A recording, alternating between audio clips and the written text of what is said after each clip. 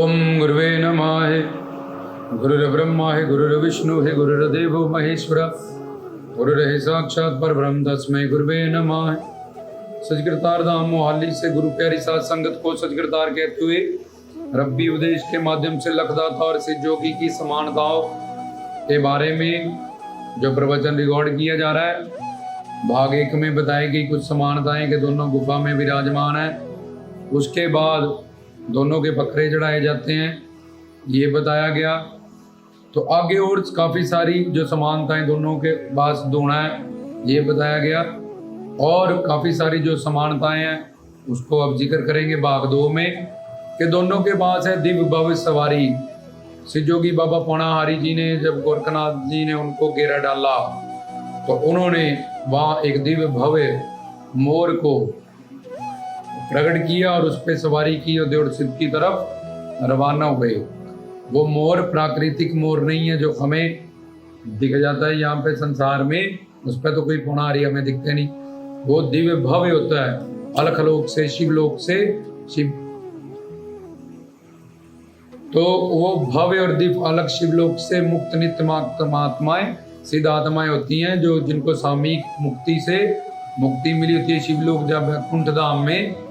तो वो भव्य दिव्य रूप का उनकी प्रेरक अवतार लीला में, जैसे गरुड़ हो गया, लखदाता जी घोड़ी होगी, जो बड़े बड़े अवतारी पुरुष होते हैं उनको उनका वाहन बनने का मौका मिलता है। तो जैसे दिव्य और भव्य अद्भुत अलौकिक है उनका मोर, दिव्य शक्तियों से युक्त है, नित्य सिद्ध मुक्त आत्मा है वो भी, महात्मा है वो भी, जिन्होंने मोर बन के वहाँ बाबा जी ने जिसको प्रकट किया, मोर सवारी की, ताकि मोरों को लोग उनके पंखों के लालच में बेचने के कच्चे पंखों को काट लेते थे, तकलीफ होती थी, मार देते थे। उनकी रक्षा करने के लिए, जैसे बकरों की रक्षा करने के लिए, वैसे मोरों जो हमारा नेशनल बर्ड है, इतना सुंदर प्रकृति ने जिसको गढ़ा है, कुछ लोग उसके पंख पहले ही निकाल लेते थे जड़ने से, उनको मार भी दिया जाता था। उन्होंने इस रूप से जैसे बकरों की वैसे मोरों की भी रक्षा करने के लिए सकार रूप ये वाले मोर निराकार स्वरूप आध्यात्मिक दिव्य स्वरूप मन तो जो स्वरूप है मोर की, उसमें थर्ड आई, ये सब आध्यात्मिक कॉलेज हमने पीछे आध्यात्मिक नॉलेज बाबा जी के दिव्य मोर ज्ञान में बताई हुई है। रब्बी उपदेश में आप सुनो, आपको पता चल जाएगा। तो यहाँ बात समानता है कि उनके पास भी भव्य दिव्य सवारी है। वो मोर ऐसा नहीं है जो प्राकृतिक मोर मोरनी के संबंध से या किसी और तरीके से तैयार हुआ, क्योंकि वो ब्रह्मचारी स्वरूप है, उनका अद्भुत अलौकिक दिव्य रूप मोर है। तो लखदाता जी के पास भी सवारी है, उनके पास घोड़ी है। वो अहमद महमूद जिसकी घोड़ी मरने वाली थी, बड़ी बूढ़ी हो गई थी, तो जंगलों में छोड़ आया, वहाँ लखदाता जी इबादत कर रहे थे। उसकी दशा देख के उसमें कृपालता दयालुता पीरों फकीरों संतों में होती है, तो उन्होंने अल्लाह के नाम पे उस घोड़ी को जवान कर दिया, ठीक कर दिया, सारी बीमारियां उसकी मिट गई। और बाबा जी के चमत्कारों से, उनकी भक्ति शक्ति से वो इतनी खूबसूरत और सुंदर हो गई कि उस घोड़ी पे फिर उन्होंने कि तुमने इसको नखिद जानते हुए, बीमार जानते हुए, बुढ़ा हो जानते हुए अहमद महमूद घर से निकाल दिया है, तो कोई ऐसा कर्म ना करे। उनको समझाने के लिए उस घोड़ी को कि सारी जिंदगी तुमने इनसे काम लिया है, इससे कमाया, तो अब अंत में तुम ऐसा कर रहे हो इनके साथ। उन्होंने उस घोड़ी को दिव्य भव्य करके उसकी आंखें खोलने के लिए फिर उस घोड़ी से कक्की घोड़ी, दिव्य अलौकिक घोड़ी को प्रकट किया था, जिससे वो आकाश मार्ग में जहाँ जहाँ दुख देखते थे, जहाँ जहाँ उनको कोई पुरखारता था, बुलाता था, इबादत करता था, वहाँ उनको दर्शन देते थे। और तब हिंदुस्तान पाकिस्तान नहीं था, इसलिए ऑल ओवर वर्ल्ड वो जहाँ भी अल्लाह को मानने वाले, खुदा को मानने वाले, जहाँ ईश्वर के प्रेमी, ये निगाहिया पंडित, ये तो पंडित था, दानी जट्टी का घर वाला उजागर सिंह, ये सिख फैमिली से, जट फैमिली से था। तो जात बात वर्णों की परवाह ना करते हुए सिर्फ लोगों का कल्याण करने के लिए अपनी कक्की घोड़ी से वो दिव्य अलौकिक से घूमते रहते थे। तो दोनों के पास है सवारी, एक के पास मोर सवारी, एक के पास कक्की घोड़ी की सवारी, और दोनों सवारियां अद्भुत अलौकिक दिव्य हैं, भक्ति शक्ति से युक्त हैं। घोड़ी तो हमें बाहर दिखती है, मोर भी दिखता है, शेर भी दिखता है, ना उस पर कभी शेरावाली दिखी, ना मोर पे कभी पौनाहारी दिखे, ना घोड़ियों पे कभी लगा, क्योंकि ये सब उनकी शक्ति भक्ति से कमाए से अद्भुत अलौकिक दिव्य जो आत्माएं होती हैं, महात्मा के स्वरूप, उनको सामीप मुक्ति से जो मुक्त होती है, किसी को अवतार लीला में उनके घर परिवार रिश्तेदारों का रोल करने का मौका मिलता है और किसी को उनको सवारियों का करने का रोल मिलता है। तो दोनों के पास है सवारी, ये भाग 2 में आपको पता चला। और उसके बाद दोनों के जहाँ चूरी बाबा जी के मोर के नाम पे हम चूरी चढ़ाते हैं बाबा बालकनाथ जी के, वहाँ भी जैसे शेषनाग के लिए दूध चढ़ाते हैं, तो बाबा जी के लिए रोट बनाते हैं दूध, मोर के लिए लोग चूरमे का भोग लगाते हैं जहाँ बनाते हैं। तो लखदाता जी के भी वहाँ लखदाता जी के नाम से चूरमे का भोग लगता है और चढ़ता है, क्योंकि मुल्तान शरीफ पाकिस्तान मुल्तान और शाहकोट में गुड़ और फसलें जिनकी नहीं होती थी, वो लखदाता जी को मानने वाले मुरीद सेवक सवाली उनकी पूजा करते थे, सेवा करते थे, तो उनकी फसलें फिर बहुत होती थी उनकी रहमत से। तो बंजर जमीन भी हरी भरी हो जाती थी, जैसे उजड़ी फसलें भी वहाँ ठीक होती थी। ये अगला हम सामान्यता बताएंगे आपको। तो इस वजह से वहाँ गुड़ और कनक का इतना पीर बाबा जी की रहमत से जब होने लगा, तो उसके कारण बाबा जी को चूरमा लोग चढ़ाते थे अपनी फसल का। पहले 100 मन गुड़ 100 मन आटा लेके घी लेके उनकी मन्नी या रोट कच्ची आग पे ही जमीन को गर्म करके पकाते थे। तो ये दोनों के वहाँ मोर के नाम से यहाँ बाबा जी के नाम, दोनों के यहाँ चढ़ती है चूरमी, चूरमा या चूरी कह सकते हो। तो उनकी सवारी इसमें बताया गया कि दोनों के पास है सवारी। आगे दोनों के पास है सरदारी। सिद्ध योगी बाबा बालकनाथ जी कलयुग के अवतारी योगी हैं, जो 9 नाथ 84 सिद्धों के भी हेड हैं। जैसे 9 नाथ होते हैं, भोलेनाथ, मचंद्रनाथ, गोरखनाथ, जलंधरनाथ, तो इस तरह से 9 नाथ 84 सिद्ध होते हैं। पर शिव शंकर के वरदान से कि कलयुग के तुम अवतारी हो 4,32,000 वर्ष। वैसे तो हर युग के स्कंद कौल महाकौल बाबा बालकनाथ वो अवतारी हैं, लेकिन कलयुग के वो अवतारी बालक स्वरूप, वो स्वरूप क्या है वो भी हमने रब्बी उपदेशों में बताया हुआ कि बाबा जी का भव्य दिव्य और लौकिक अद्भुत है। वो मानवीय शरीर में चौंकी बुंकी लेना आना इससे कोई मतलब नहीं है हमको दूर दूर तक। तो वो शिव शक्ति से युक्त है। मानव शरीर में तो करंट, बड्डी, खुशखबरी, बड्डा दुख भी उसको बर्दाश्त नहीं कर सकता, बदबू आती है उसमें से। और देवी देवताओं के शरीर में खुशबू आती है। सिद्ध जोगी बोरा हारी, तो सिद्ध जोगी हैं, शिव शंकर शिव शक्ति स्वरूप है। निर्वाण शरीर है उनका, जो प्रकाश से ज्ञान से जब तप से बना हुआ है, तब अलौकिक है वो, मानवीय शरीर नहीं है उनके पास। तो ये दोनों के पास है सवारी, दोनों के चढ़ते हैं चूरमे, ये तुम्हें बताया गया। और पीछे भी बड़ी सारी समानताएं बताई गई। और बाबा जी जोगियों के जोगी शिव शंकर के अवतार से और नाथों के नाथ हैं और कलयुग के अवतारी हैं। उधर पीरों के पीर हैं, लखदाता पीर, पीरों की सरदारी है उनके पास। 11वीं वाले मुर्शद सरकार उन्होंने, जिन्हें माई रूड़ी का डूबा हुआ बेड़ा तारा था, 72 ईयर्स का तपस्या करने के बाद शेख सुनान पीर ने लखदाता जी को अपना गुरु माना, तब आगे की मंजिल मिली। क्योंकि उनके पीर गौस 11वीं वाली मुर्शद सरकार आजम, जिनके पास गौस का रुतबा है, वलियों के वली, उन्होंने उनको, उनके चेले मुरीद थे। जैसे गुरु दत्तात्रेय पूर्ण गुरु ब्रह्मा विष्णु शंकर के चेले हैं। श्री जोगी बाबा पौना हारी, वो भी अवतारी हैं ब्रह्मा विष्णु शंकर के। ऐसे ही गौस पीरों फकीरों पैगंबरों औलियों हजरतों, सबसे बड़ा जो वलियों में जो रुतबा है वो गौस का होता है। कलंदर, कुतुब, औलिये, पीर, ऐसे वहाँ कैटेगरीज होती है सूफीज़म में। तो सबसे बड़े वलियों के वली, सबसे बड़ा रुतबा था गौस का। उनको मीरा भी कहते हैं कि जिनके हाथ में अल्लाह ने कलम दे दी तो किसी भी तकदीर को बदल दे, किसकी किस्मत में कुछ भी लिख दे, इसलिए तेरा वचन हमेशा अटल रहेगा। तो उन्होंने ऐसे चमत्कार की, कितनी बड़ी भक्ति शक्ति मालक थे वो, अगर रब्बी उपदेश में बताएंगे। तो लखदाता जी ने उनसे मुरीदी नहीं थी, तो वलियों के वो सरदार थे, तो उन्होंने पीर लखदाता जी को पीर खानो नाम दिया। कि कलयुग में जितने भी पीर हैं, जो ओवरऑल जितने भी पीर हैं, उन सब पीरों के आप सरदार रहोगे। फिर बाबा फरीद चिश्ती घराने से भी लखदाता जी को थापड़ा मिला। शाहबुद्दीन सोहरावर्दी सुल्तानिया घराने से भी थापड़ा मिला।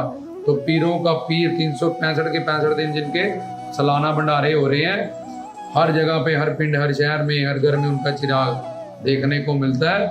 और जब ये शाद लइया के साथ पीर नगाया जुड़ जाता है, सोने पे सुहागा, शक्ति पहले ही सुप्रीम है और अंत से बेअंत और असीम है। उसकी जो महत्वता, उसकी जो अलौकिकता, अद्भुतता, दिव्यता और ज्यादा बढ़ जाती है। पीर नगाहा गुरु को दर्शाता है, सिद्ध पूर्ण सदगुरु को, और वो शाद लाइया बाबा बालकनाथ जी शिव शक्ति को दर्शाते हैं। अकाल पुरख और गुरु दोनों एक जगह जिसके सहायक हो जाएं, और अकाल पुरख शिव शक्ति गुरु के रूप सहायक होती है, हमें ज्ञान देती है।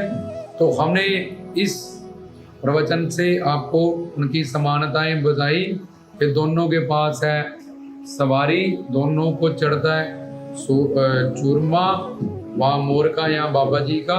और तीसरी वो योगियों के योगी, नाथों के नाथ है शिव शंकर के अवतार से, और पीर गौस 11वीं वली सरकार, वलियों के जो सरताज हैं, गौस पाक मीरा, पिराने पीर, दस्तगीर, उनके वरदान से लखदाता जी पीर खानों, पीरों के सरदार पीर हैं, जिनके वहाँ सब पीर फकीर जिन मस्त मलंग भी अकीदत में, उनके मोहब्बत में वहाँ दरबार पे खड़े रहते हैं।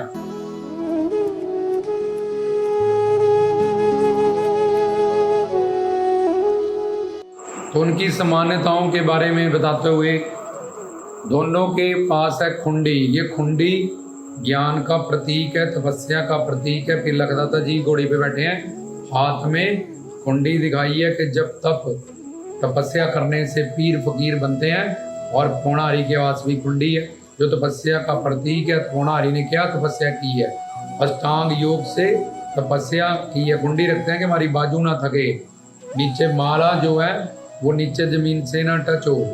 इसका मतलब क्या है कि अगर तुम साधना कर रहे हो, भक्ति कर रहे हो, ऐसा कोई काम मत करो जिससे वो तुम्हारी भक्ति, साधना, ये सब कुछ खराब हो। उसकी कमाई दिन प्रतिदिन चोली में उसको बढ़ाओ। जब तप करो, पूजा करो गुरु के पास जाके। और माला में 108 मन के 108 का उपनिषदी जो ज्ञानी है या शेषनाग शेष शास्त्रों का, उसकी बताई हुई तपस्या को, साधना को करो, उसकी गाइडेंस से करो, उसकी सपोर्ट से करो, उसके पास जो ज्ञान है उसको ग्रहण करके करो।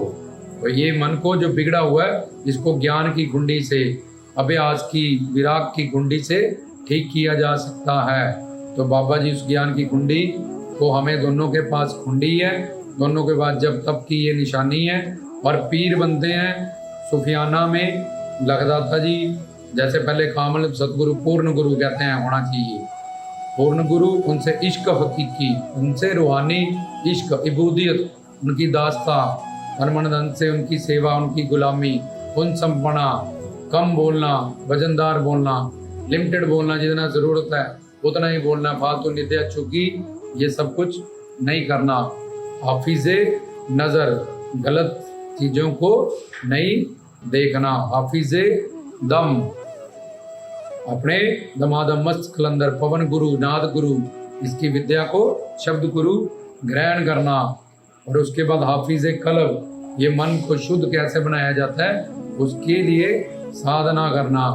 जाहिदे नफ्स में आता है कि अपने मन को कैसे साधा जाएगा, और यहाँ पे हाफिज़े कल्ब में आता है कि उसको शुद्ध कैसा बनाया जाएगा। उसके बाद आता है मार्फत या इज़्म आज़म, गुरु से, रूहानी गुरु से कोई मंत्र, गुरु शिक्षा, दीक्षा प्राप्त करना, प्राप्त करके मार्फत, मेहनत करना, हकीकत, उस शिव पिता परमात्मा को, अल्लाह वाहे गुरु को जानना और पाना। ये सूफी आसन में स्टेप्स होते हैं। फिर वहद, वसल, फना, द नबी असमाने, फना, बका, लका, जैसे फक्कर बनता है, फना, क से कजा, र से रजा।